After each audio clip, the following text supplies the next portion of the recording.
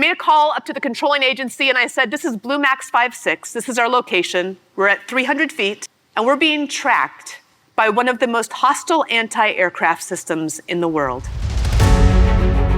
And as I waited for their reply, the sound in my helmet changed again. Now we were no longer only being tracked, but we had been acquired by the most lethal anti-aircraft system in the world.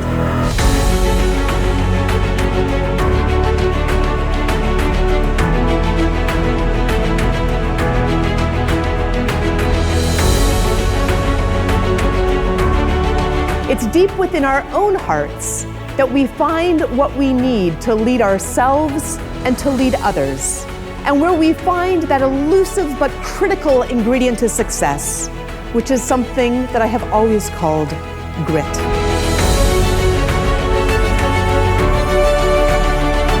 I like to think of grit as accessible not only to attack helicopter pilots and military pilots and big mountain climbers. I like to think that grit is something that is innate to every single one of us. Grit is something that you can find at the intersection between your core purpose and your passion.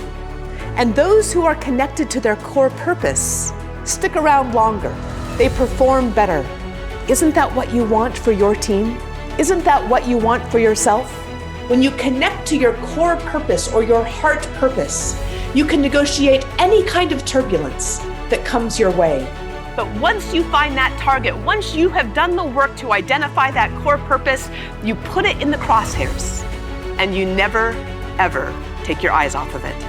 A leader knows that he owns everything that his team does or fails to do. 365 days a year, 24 hours a day, 7 days a week, on and off duty. You always represent your company. You always represent your product. And that's part of the excitement of the courage of ownership.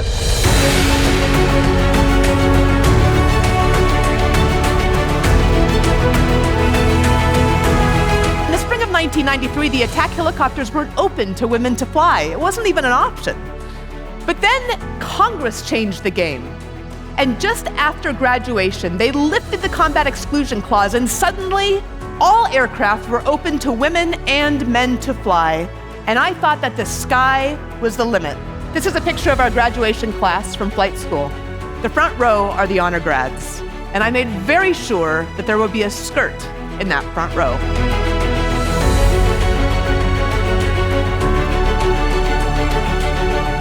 Because I was in charge of the pilots that flew the aircraft, I was in charge of the mechanics that fixed the aircraft. And I had to get out of that office and down the hangar steps, onto that hangar floor, and into the crew chief room where the guys were that turned the wrenches that kept those helicopters in the sky. Because I knew that our helicopter only held two, but that there was a team that launched that helicopter. But more than that, I had learned from my 1st Battalion commander that leadership is a sacred trust.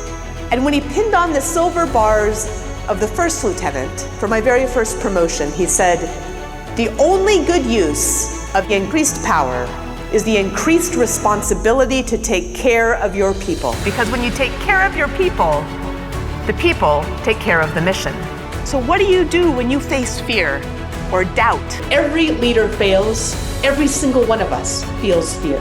Fear is just another form of resistance. You do the same thing with fear as you do on takeoff. You turn the nose to face the wind. And when you use it the right way, the resistance will help you to rise.